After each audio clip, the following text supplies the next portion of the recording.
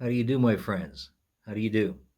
So, there is one fundamental flaw in most people's lives, kind of like a bad habit that most people don't even consider as a bad habit. So, it is inability to concentrate,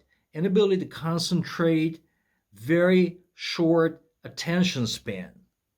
So when your mind is completely switched off and goes in a different direction, kind of like roving mind. Most people have this habit and it's always there. So like I said, most people don't even consider it as a bad habit.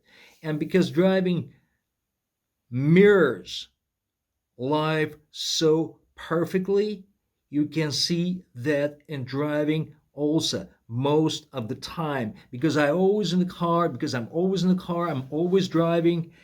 I see it all the time. I see it all the time, and I call it connect disconnect mode. Even in the perfect circumstances, when people driving and you look around, you can tell the attention level is kind of like not very high, sort of tepid, tepid attention level, if I may say so. So they're not really fully into driving mode. So they have conversations, they look at the navigators on radios, they bobbing their heads, they do this and this and this. But at least somehow, when the car is moving, they do pay attention to certain things around them. They have to.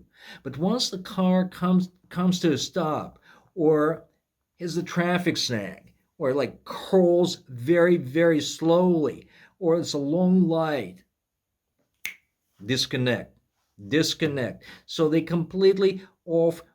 Instead of like studying the environment, sort of like how long is the light? Is it a three-way light, four-way light? Who's in the pocket? How many people trying to cross the road? Who's going to move first? Are there any cars turning? Who's doing what? A little social study. You got to do a little social study. Who's doing what in the cars around you? So what kind of a car is like? Is there like a biker that tries to sneak from behind, splitting lanes? Or other people ready to cross the street?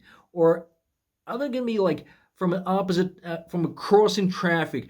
Is there going to be a car that will try to make it very, very late? Like a, you know, very late yellow light or maybe a red light. So there's so many factors, so many details to consider. Once your car is not moving, but you look around, it's almost like a Sherlock Holmes level of task to see and decipher everything, to figure out, to analyze, to do it in a completely intelligent way. Most people don't do it because I do that social study. So I do it myself. Well, because I spent so much on the road. So in my 25 years of commercial driver, so I do it a lot. So I do that social study. I look at people, what's going on in every single car, like in the mirrors, like people in the car behind me, in the front, on the sides. So most people are disconnected. Yes, they are disconnected. So now you start moving and like people honking from behind, like, come on, keep going. The light is green. Oh, yeah, I gotta go. So they start moving, start going. Then again, they hit another light, and then everybody sits for another half a minute or a minute, disconnect. Again, connect, disconnect, connect, disconnect. With the slow traffic, especially when the traffic is crawling on a freeway or in a busy street in a rush hour time, it is a disconnect also. So people keep monkeying with their radio, with their phones, they check their messages or do all kinds of things. So again, it's kind of like a drifting, connect, disconnect mode. And it is exact same habit that happens. Whatever people exhibit while driving, that connect disconnect mode, it's exact same things happening to them in real lives. That's their natural habits. That's their natural habits. Working, doing stuff like on the computer, you work, you concentrate, then your mind wanders away, so it's off. So it's off on, off, on. Same thing with cooking, with food, even when people are eating. So you're not concentrating on food. I mean, you think about something else. And I'll tell you, I went with off-roaders a couple of times to one of those, California off-road sites uh, on the quad bikes and off-road vehicles. Every single thing, every single thing of the topography of the place is so well studied. Like every boulder, every rock, dry riverbed, dunes, slopes, canyons, everything is given maximum attention. People enjoying themselves. You drive all these things, you study them, you try to get better and better. So once that adventure's off, all the, equipment, cars or bikes or quad bikes or loaded on the truck, on a trailer, attention is off. Tension is off. The other mundane life, once you drive in the freeway, get off the park, it's off. It's off. I've been on quite a few movie sets. I would say in the very many movie sets. You know how it is? How detail oriented, like all these directors, all the crew people, light, movement, are you in the frame? Where's the frame going, turning? Every single detail, everything that is in the frame and even behind it is given so much attention. So much attention.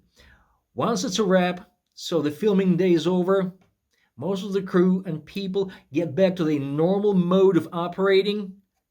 It's off. It's off. Tension is off. They go to the cars or different, sound stages. They pack equipment, but their mind is off. The concentration, the level of concentration they exhibited on the filming set is gone. Same thing in sports.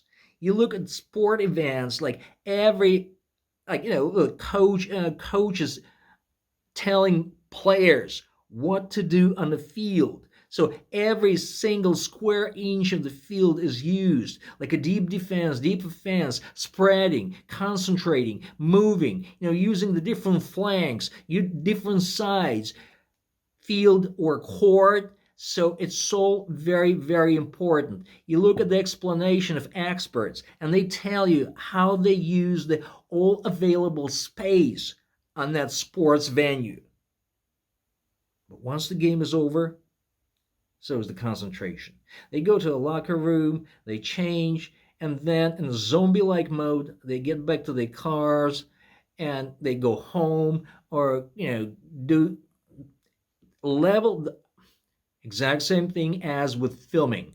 The level of concentration and paying attention to space and details and movement they exhibited on that sport game, and this game is gone. Is gone. Is gone. Any other activity, same thing like, all right, gamers.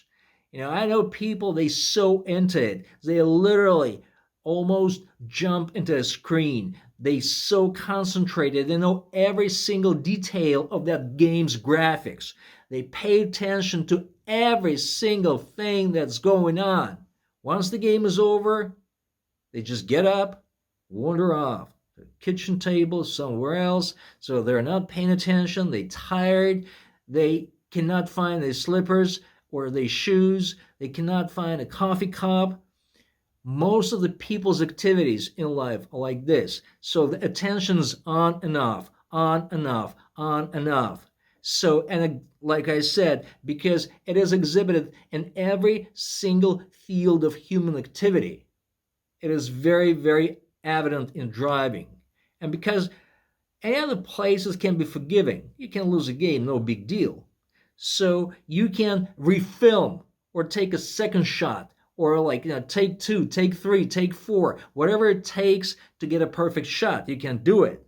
So in many other activities in human life, you can redo things and repeat it until you get more or less, good. I'm not going to say perfect, but more or less good. Or you get certain result. Not in driving, because sometimes this connect disconnect thing lead to very, very bad consequences. So the consequences of not paying attention on the road is especially important because everything happens so fast. Even with the lower speeds, like lower speed, and I consider a casual, regular speed of about, what is it, from 0 to 40 miles an hour, something that you do in the city streets all the time.